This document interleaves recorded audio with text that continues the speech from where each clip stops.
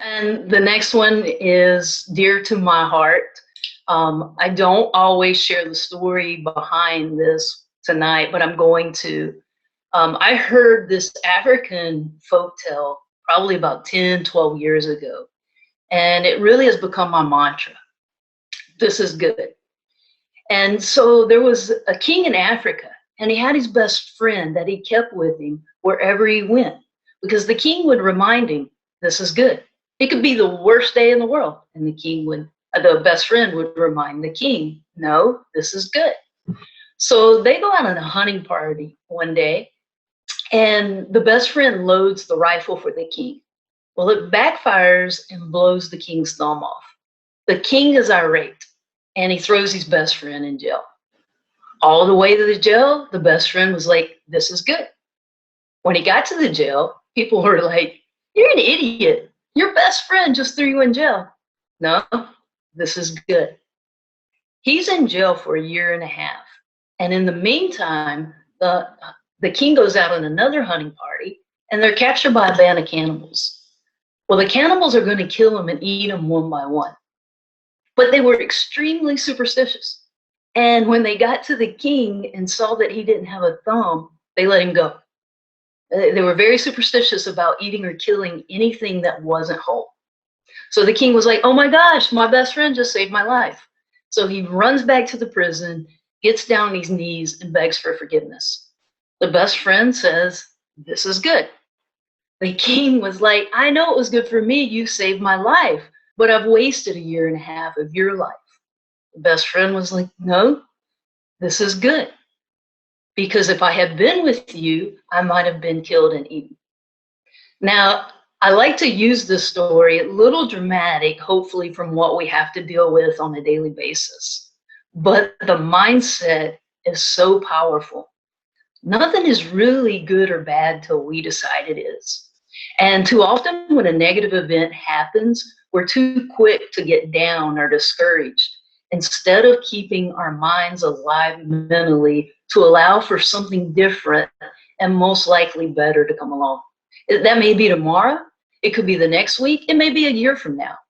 But keeping your mind alive to deal with the adversity in front of you, so you don't just survive it, but you thrive during it. This book came out during COVID. I did not write it with COVID in mind, but I think it can be applied greatly to the struggles a lot of us have had during COVID. Last thing I want to leave you with is my monthly confidence calendar. If you don't receive this monthly, please let me know and I'll put you on the monthly mailing list. But it's just a simple, easy way for us to think about confidence on a daily basis. I firmly believe that confidence comes from what you say, think, and do daily. And this just gives you one thing to apply or think about for the day. If you do that daily, then watch your confidence grow. Chip, back to you. All right, Tammy, this is good. All right, so our next author will be Coach Leslie Cordova Trujillo. Awesome lady with some really neat experience, and I'm so excited to hear her story about her book. So it's on you, Leslie. All right, thank you, Chip. Thank you, Tammy. I'm excited to be here. And thank you for inviting us to share Dear Her. So basically, I was an athlete all my life, and I was a confident athlete until junior high hit. So when I was younger, and then when I was in junior high, I wasn't good enough. I'd compare myself to my friends and families, and it was always a competition. I wanted to be better than them, and we were always against one another. And then in high school, I struggled with, I'm not pretty enough, I'm not good enough, I'm not smart enough. But athletics was my outlet. That was how I expressed myself. And I would read and I would journal, and that was my way to deal with life, right? Reading, journaling, and sports. And then sports got hard. I had some coaches that were tough. I had some teammate stuff that was tough. And it got hard for me, but I learned a lot through athletics in that growth time. A lot more I learned in hindsight, looking back, right? But I was on that journey. But then going forward, I became a coach. I was a strength and conditioning coach. Thomas Williams, at USC, I was there with him, and Loyola Marymount, Notre Dame. I worked with these amazing athletes. I thought I was an amazing athlete until I became a coach of these amazing athletes. Then I was like, I wasn't that good. But, I was around these athletes that were struggling in similar ways to what I was when I was younger. And I would see that with the mindset. And then especially females. And growing up, like I said, as a female, we were always against one another. Even myself as a coach, I was a strength and conditioning coach, where at one of my jobs, when I went to interview, the coach told me, well, we already have a female here, but if she ever leaves, then you might, we could hire you. So it was always against, in my field, we're always supposed to be against one another.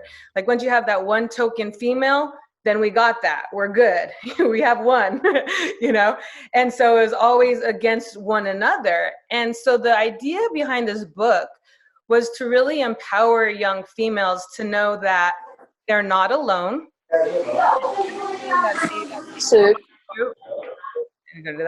Anything that they've gone through, somebody similar has gone through, and they could learn from that, right? You're never. That sounds good. Do you want to say? Can we get everybody to mute, please? There you go. Sorry about that, Leslie. It's okay. So basically that they're not on this journey alone. Because also as an athlete, we've always been like, go, let's be tough, strong, fast, but we never would share what was really going on inside.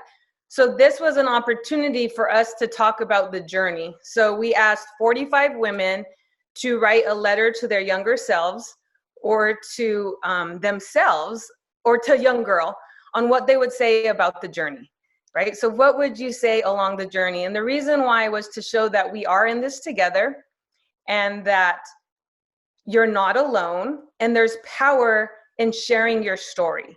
And the cover was drawn by my friend, who's an art teacher.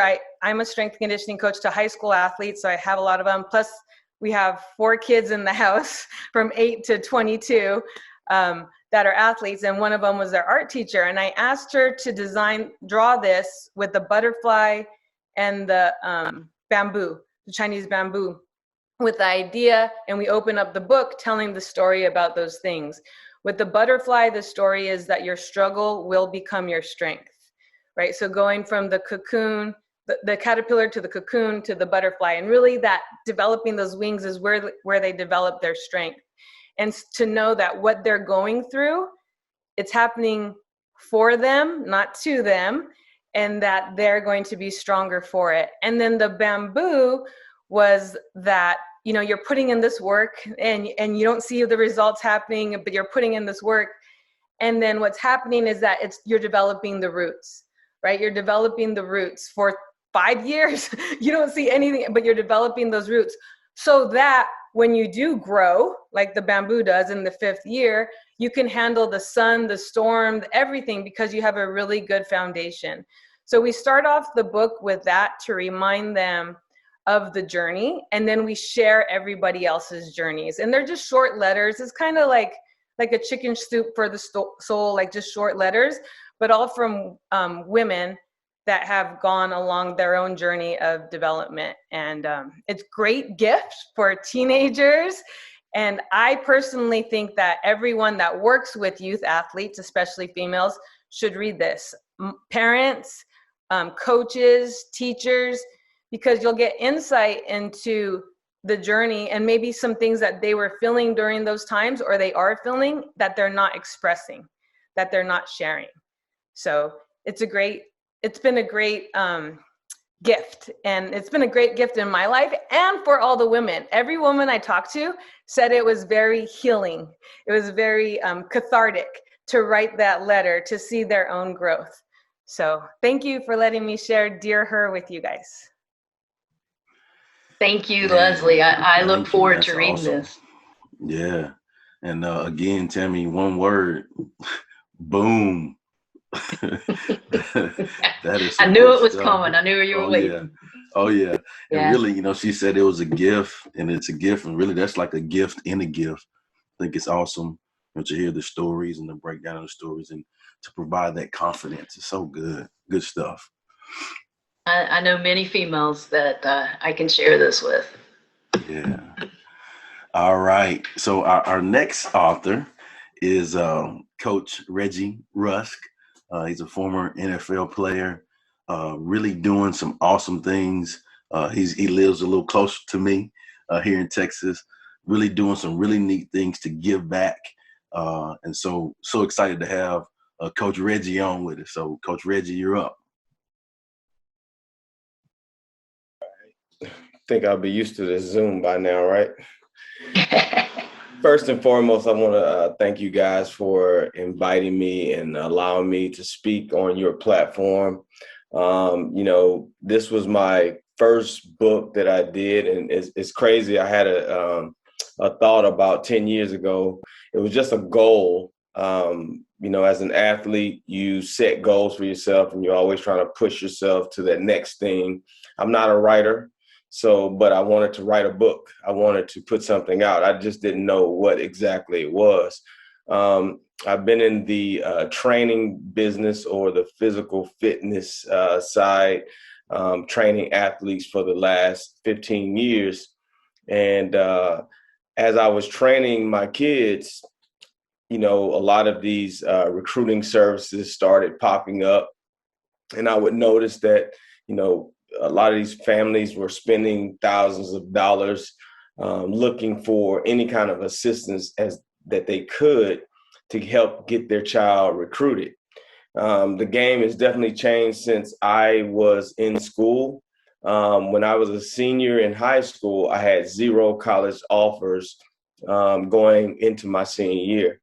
And at the end of my senior year, I had to choose to take my talents to a junior college. And if it wasn't for a coach who saw something in me, luckily for me, this was his first year. He and I were together. He got the job my senior year. And, we had that conversation. And that was the first time that I actually had the college conversation with anyone. And I was a pretty good athlete. I lettered in 3 different sports.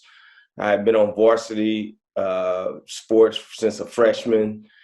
So talent-wise, I was there. I just didn't know that I was there because I never had that person that saw that or had that conversation.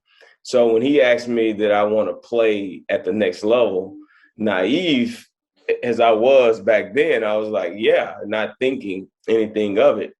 And so I went to that junior college and I met another role model, another coach, another father figure who really tapped in and helped me grow even further than I was when I got there. And, I was fortunate enough to transfer out to a bigger school and lucky. It's a lot of hard work, but it also some luck that goes with it to be drafted to the Tampa Bay Buccaneers and play 5 years in the NFL for 3 teams. So when I thought about this book, I thought about my life.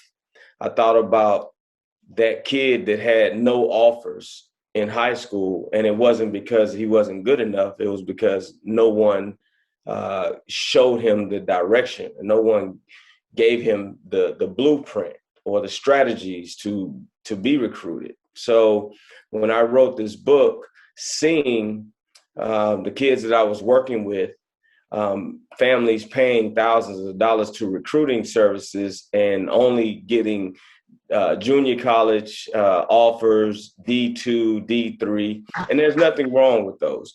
I love my junior college experience. I grew up, I became a man there. I met some people that are going to be in my life forever, but every kid dreams of playing at a bigger school. So what I did was I wrote down everything that from my past all the way up to my future, as far as what strategies that I've been using to help my kids up to this point. I wrote them all in a book. And I looked at it as kids have to start this process a lot earlier. What I was seeing was kids were waiting until their junior year, senior year, and then all of a sudden, I want to play football, or I want to play basketball. It's too late. So what I did was, in this book, I start in the 7th grade, and I start the conversation, because I wish someone would have started that conversation with me earlier. Because now my kids are going to be able to read this book and start 7th grade. And then by the time they step onto a high school campus, they already have the strategies of what they need to do academically, physically, mentally, to get themselves to perform at a higher level and give themselves the opportunity to play college football or basketball. And, at the end of the day, with anything, it's about the opportunities. And we have to create opportunities. So I think when I wrote the book, I was thinking of that. How do I create opportunities? So in the book, with these strategies, these kids are going to be able to read them, take these strategies, and give themselves the opportunity, because they're going to have all of the grades that they need. They're going to take the classes that they need. They're going to understand the recruiting process. So I was really proud of the fact that having this book, and a lot of my students were reading it, and they were looking at the information, and they were being able to help themselves without paying thousands of dollars to a recruiting service that, ultimately doesn't get them to where they thought they should be. Now, it's a lot of hard work physically that you have to do to get to that level. But I think anyone can, with a blueprint, can position themselves in life. So the recruiting playbook is definitely about student athletes being able to position themselves. And they're going to get a lot of life lessons out of the book as well. My program is all about life lessons. It's about all of the mistakes that I made, and I'm trying to make sure that these kids today are not making some of the same mistakes that I made. So, that's about the end of, I guess, my side of the book. But I'm really proud of what it's done. It became a #1 bestseller. Everybody who's read it has really enjoyed it. My kids have earned over $400 million of scholarships. So when you look at that number, that's huge. That means that's a lot of lives I've changed. That means the kids are learning. It's not just them picking up a book and putting it down. They're actually learning and using the strategies that are in the book. So that's one thing I'm very, very proud of. Well, you should be, Reggie. Anybody making a difference like that is top notch. Thank you. Thank you. No doubt. So good. Thanks so much, Coach. Man, thanks so much for what you do and taking those learning lessons that you've gone through and using that to help others, because we all need it, And again, Tammy, this is good. This is good, Chip. This is good. All right. So our next author, been excited to hear the journey about this book. Our next author is Catherine Gordon, and Relationship Grit is the book that she's going to talk about. So on you, Catherine. I think you're muted. You're muted.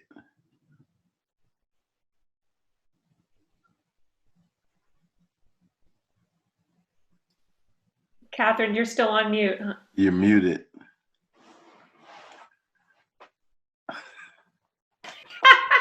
Catherine, you're on mute. Oh my gosh. Can you unmute her? Let me Chip, can you? Yeah. Let me do that. Hold on one second. Okay, that's hilarious. You missed it all. Thanks, guys. I'll see you another time. Oh, man. So I was saying that this will prove it. The whole Zoom thing is very new to me. And that's actually what I was saying, that I was seeing these messages coming in and you guys were cheering each other on. And I was trying to figure out how to do it, but I realized on an iPad, and I was texting Julie Nee, it's easier to do it on a computer. So I just want you guys to know that I was cheering you on the whole time, but I couldn't type it. Okay, relationship grit. So my name's Catherine Gordon, and I am John Gordon's wife and the co-author of Relationship Grit. And the reason we wrote Relationship Grit is because I started to find a lot of our friends were starting to split up. There were a lot of issues and people starting to head towards divorce.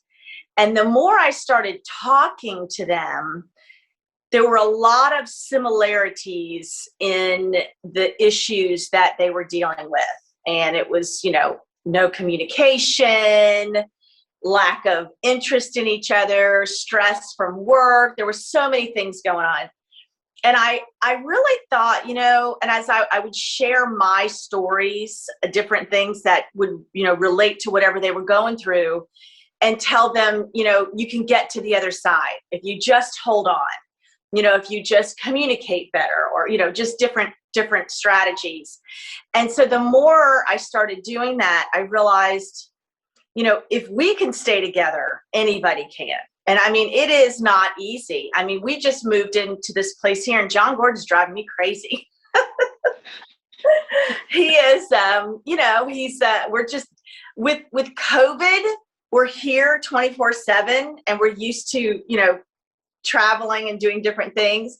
And so I've had to use a lot of the principles in my book to deal with just being in this small little condo with him. So, but anyway, we wrote the book to help people, to give them a guide.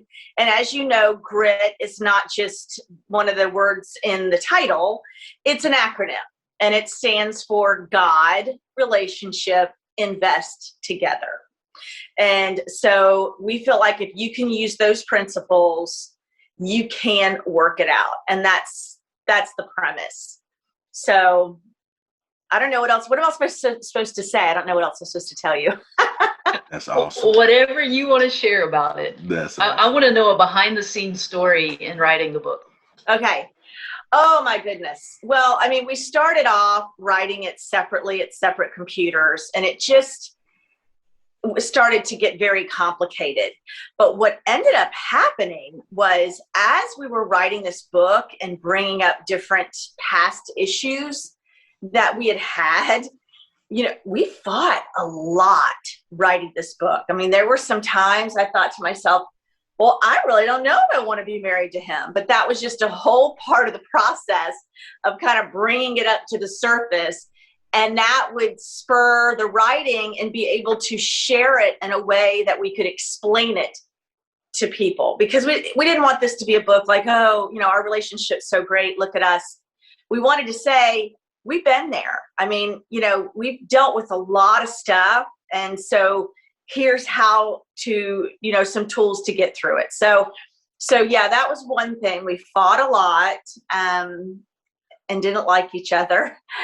We did end up writing, finally, it ended up that when we started to take turns writing, so then John would sit down and write his portion of the book, and then he would get up and I would write mine. That started to do something. I don't know, it was like an energy thing where it seemed to start to work and pull things together. So that was one thing. There was something else I did want to share. I thought, oh, I'm going to share that. And I can't remember. Anyway. So what I'm hearing from your part 2 of the podcast, like we're all waiting still. I know. Let me tell you, this is you girl. I respect all you guys. It's a lot of work. I mean, my goal is anytime somebody asks me to do something, I'm saying yes, because I normally don't. And just in my life, it's always about, I have to look a certain way. Everything has to be perfect or I'm not doing it. And I finally just got this point, and I thought, you know what, you just need to do whatever it is. But now I'm saying yes to so many things that I need to get it together. Now I need to get organized. So that's one of the things we have to do is do our podcast. So, and it's coming. You know, I didn't even know that I don't know if you guys heard the podcast. John did a podcast interviewing me, and I thought we were just playing around. I did not realize that he was actually gonna want to post that, and I was okay with it. And if you guys don't know, I mean, my background, I mean, I had alcoholic parents, and I, you know, used to use drugs and do all kinds of crazy stuff. So that's what my life was like back then. And we just talked a little bit about how I got to where I am today. Well, I haven't got there yet, right, Julie? I mean, that's, I think we stopped before I met John, or maybe I had just met him. So we have to do episode 2. Yeah. Good stuff. What's the best piece of advice from the book you could give us? If you could pick one thing. Honestly, communication. It just happens over and over and over again. Everything is about communication.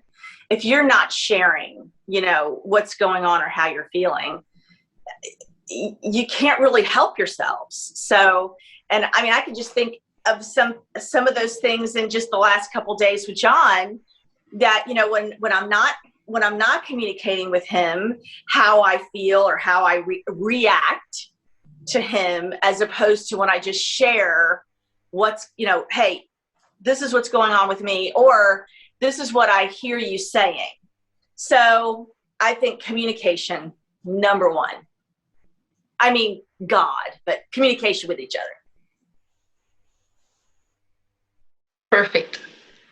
Well, for those that are listening, we have had 3 great books on helping females, helping athletes get recruited, and helping relationships.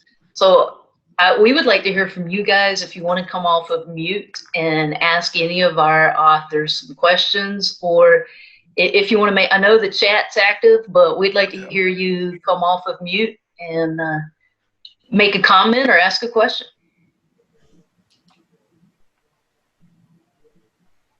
I mean, honestly, I just, right now, my heart is so full. I just love, first of all, congratulations to all of you. And I just want to say thank you for being so courageous, for taking your stories and what you've lived through and actually creating a book and lessons for the rest of us to live it out. And you know, like Catherine's saying, like, gosh, that was really hard to go back into the past. And I can see, because some of us don't even want to do that. We're not writing books and we just want to ignore it. And I heard recently somebody say, you know, moving on is different than moving forward. And that really resonated with me, because we just want to move on. We want to ignore it and we want to move on. But we have to address the thing to move forward. And Reggie, I mean, gosh, what you've done with, you're the person that you needed. Like you're the person that you needed. And I heard that one time being said too, everyone's the leader they're looking for. And, you know, that you guys all writing these books, you get to be that person. So it's just beautiful. Thank you for sharing it with us. Beautiful picture. Thanks, Petra. I think the thing too is just the vulnerability and the transparency. You know, like, you know, as Catherine was, you know, explaining about, you know, some of the things, you know, and I'm thinking, because I've read the book, and I'm thinking from reading the book, like, man, that is pretty transparent. You know, it's hard to, it's hard to get over yourself and know that, hey, it's not about me.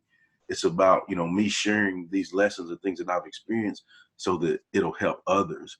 And, you know, just hearing the stories of how, you know, all of you guys with your books, I'm grateful to have crossed paths. The big man has allowed me to cross paths with all of you, because I think it's really helped me in my life, and it's allowed me to learn and help others as well. And that's what it's all about. Yeah, I couldn't agree more. I want to thank you guys for inviting me. You know, when I got into the process, I'm now 4 books in, just because I've collabed with some other people, but it was a sense of therapy. And I always live by the motto that, you know, what you do, you never know how you affect someone else. And I think putting your words down, this is one thing that I make sure that my athletes do, is like set goals and write things out and see it every day so it becomes routine in your mind. But when, you know, we write things out, you think your situation is bad, but you are helping someone that's in that stage that you just came out of. You're helping those people transition to their next stage in life. So always be courageous and know that whatever it is that you have to say, it's going to help someone else that's in that stage trying to transition out. So I commend all of you that, you know, took that step and wrote a book, because a lot of people want to write a book, but they're scared, they're afraid. And I think having these conversations, it'll allow them to open up and be transparent and help someone else, because when they read what you wrote, it will help someone else. Catherine, Great. Catherine, my wife says I don't listen very well. Could you repeat what the acronym GRIT stands for? Yes. Hold on. Am I on mute? No, you. No, good. we can hear you. Okay. The acronym is. Are you being serious? Do you really want to know what it is? I'm totally serious. Okay. I probably wasn't listening. G is for God. Okay. You have to bring God into your relationship. Absolutely. R is for resolve. You have to resolve to stick together, to stick it out. You have to invest the time in your relationship.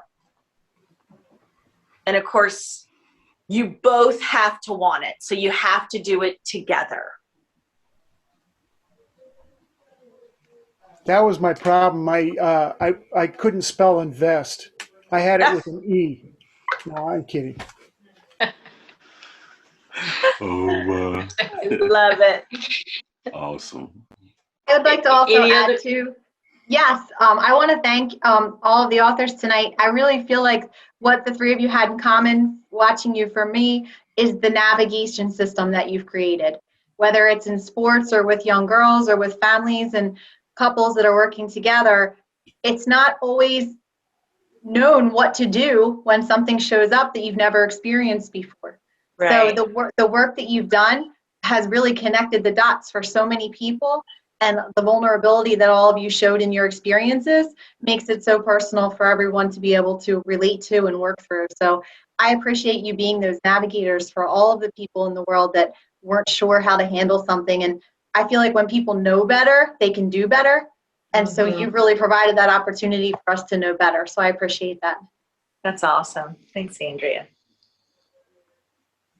Boom. Andrea didn't say this, but she's doing the same with her book as well. Yes. When is the release date, Andrea?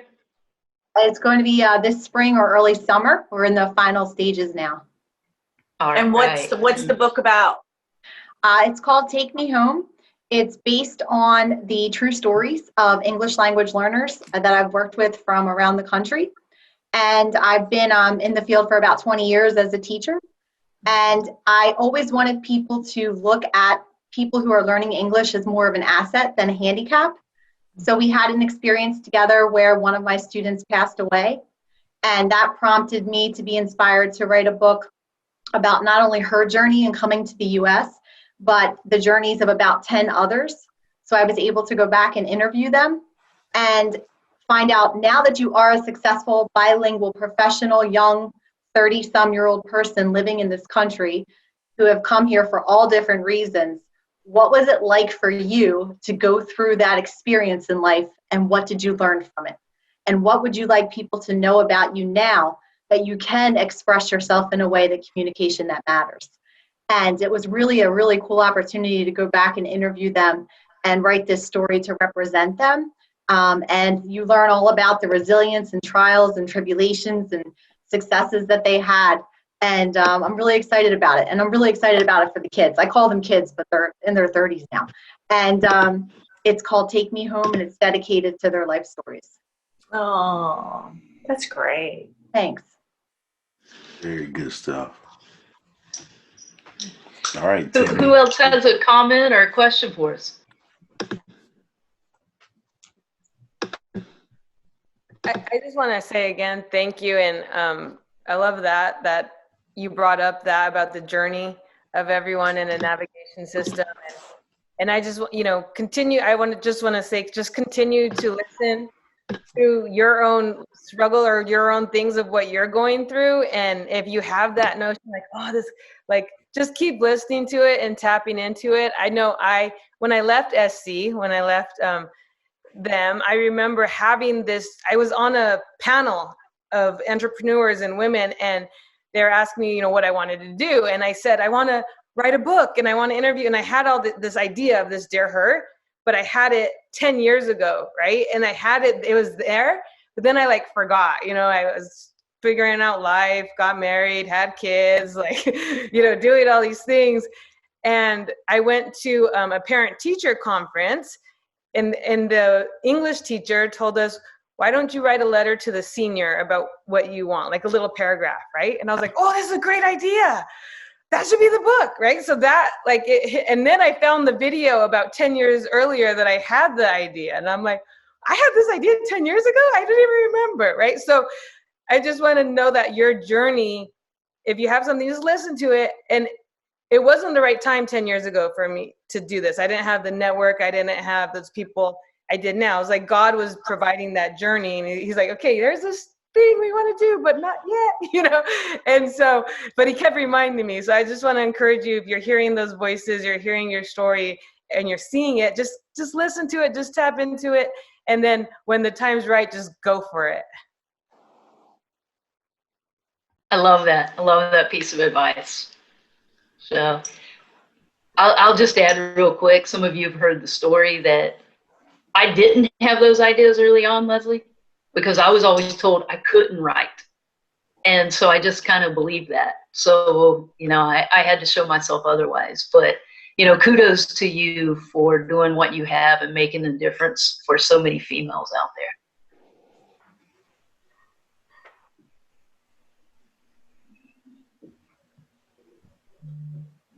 Anything else? Anybody else want to make a comment or ask a question? Unfortunately, you guys are not in Texas. I love the initiative for female athletes. I know the NFL is running a lot of initiatives. We're actually partnered with the NFL Flag League, and we're going to have co-ed where we're trying to get more girls to play flag. They're actually just did a combine for NAIA school for girls. So we're moving to a place where girls are going to be able to play these sports and get more opportunities to obtain scholarships, and try to level the playing field, charging girls more active and giving them the opportunities that they deserve.